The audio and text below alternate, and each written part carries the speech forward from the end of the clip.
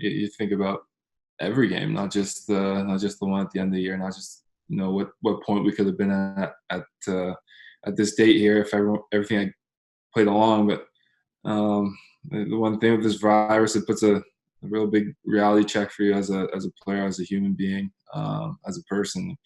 You're worried about not just yourself. You're worried about your family and keeping everyone safe. So yeah, there's a lot of thought that obviously what it would have been like to play that last game, and where would we have been at this point. But um, at the same token, you just look around and see the world how it is. Well, yeah, that game obviously, you're playing the game, you're not really thinking much about it. There's a little chatter before the game about what's going on. I think the NBA ended up postponing their season midway through the game. So then after the game, you get a real sense of, obviously, if NBA teams aren't playing, and we share with 12 or however many arenas, we travel to the same city, stay in the same hotels. Um, it's hard for them to shut down and for us to justify being out there on the ice and putting our fans in the same environment. So it was a tough night, tough day, obviously, because you're so invested in it at that point. You're playing every other day. You're kind of just in autopilot, and all of a sudden, someone turns your car off. It's very, very weird. I think everyone that was at the arena, everyone that was trying to figure everything out, like, you couldn't even go to the arena the next day. All the arenas were shut down because you didn't know what was going on. So, and a lot of that's still going on now. There's so much uncertainty still.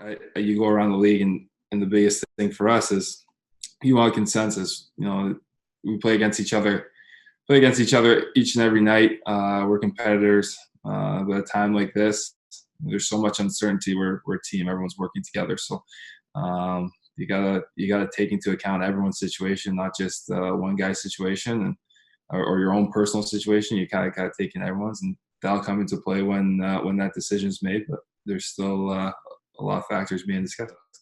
It's kind of conflicting because as players, I mean, this is our job. All we want to do is play. I played in front of no fans, and in a heartbeat if someone told me you keep playing. But at the same time, we have a very loyal fan base who comes out and supports us each and every night, who's been hungry for us to be in the position that we've been in for a long time. And you want to reward them by being able to play in front of them. And that's that's kind of the conflict. Obviously, you want to play in front of your own fans, but like I said, this is what we do for a living. So you put the puck on the ice, and I'm sure no matter where it is, it'll bring out the best in everyone. The biggest thing when you talk about a leadership role, and I've always believed that, is you always want to walk before you talk. It's hard to say anything or get a point across if you're not doing your job out there. And that's not just that comes in all aspects of the game. It's not one thing or another, but that's always been my biggest thing. And as my